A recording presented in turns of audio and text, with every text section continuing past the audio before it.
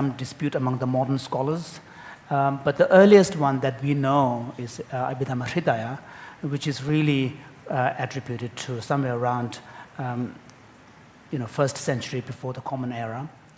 Now, and this is the text where we begin to really see the explicit usage of the term dul, atom and particles. So as I said before, it's a reductionist approach. It's ultimately is a search for ultimate constituents of reality, from the gross level going down to smaller and smaller and smaller at different levels of reality. It ended up creating a pluralistic taxonomy of real entities. It's known as Dharma theory in the Buddhist studies jargon. And it ended up taking an atomistic theory of matter. So, and then the constitutive elements of these are, these are kind of the simple indivisibles, partless particles, and they ended up with a list of 8.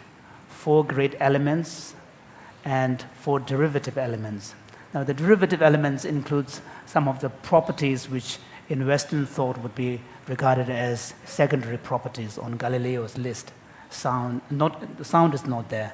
Touch and order and so forth.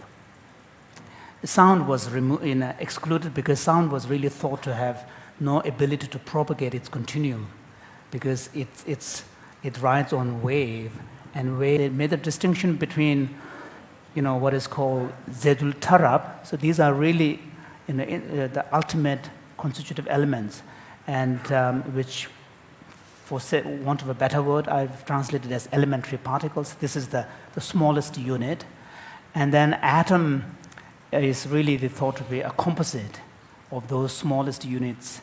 At least 8 of these. And then molecule is kind of a 7 of these composite atoms. So that was the kind of the unit that they built up. And then there was a very sophisticated, complex list of how the aggregation takes place, how it gets grosser and grosser and grosser. It's a very, very complex explanation. The main point is that the elementary particles are ultimate indivisible. So this is really the final end. So you cannot go beyond. And now, then the question is each other, but then the question is, how is it they don't disintegrate? It's held by air. So there was, that was the, in very, very crude terms, summary of the early Buddhist Abhidhamma theory.